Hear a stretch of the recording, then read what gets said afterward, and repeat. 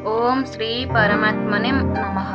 उत्तम पुरुष मानक पक्षरे भी देखा जाए जे सेमानंक सिद्धांत पालन करुथिबा लोक सेमानंकर सेते प्रिय निजर प्राण मध्य सेमानंक पय सेतिकी प्रिय नुहे।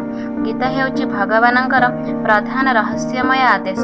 एपरि अवस्था रे सेही आदेश पालन करुथिबा लोक जे तांकर प्राण ठार भी अधिक प्रिय हेबो। एथिरे आश्चर्य हेबार किछि नाही।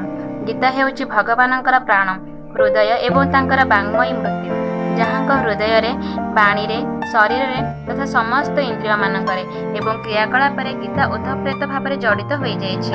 सेही पुरुष माने हेउछन्ति गीतार साक्षात प्रतिमूर्ति।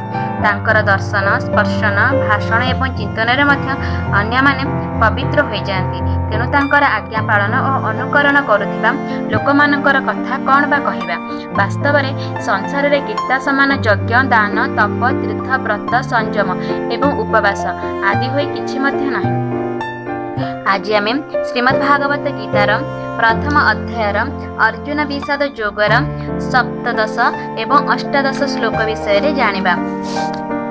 काश्यश्च परमेश्वसः श्रीखण्डी च महारथः धृष्टद्युम्न विराटश्च सात्वकीश्च पराजितः द्रुपदेयाश्च सर्वशः पृथिवीपते सौभद्रश्च महाबाहु शङ्खदध्नुं पृथक् पृथक्।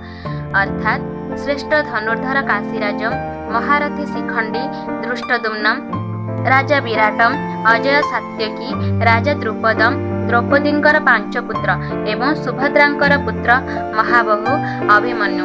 हे राजन, ए समस्ते सकल दिगरु पृथक पृथक शंख बजाइले।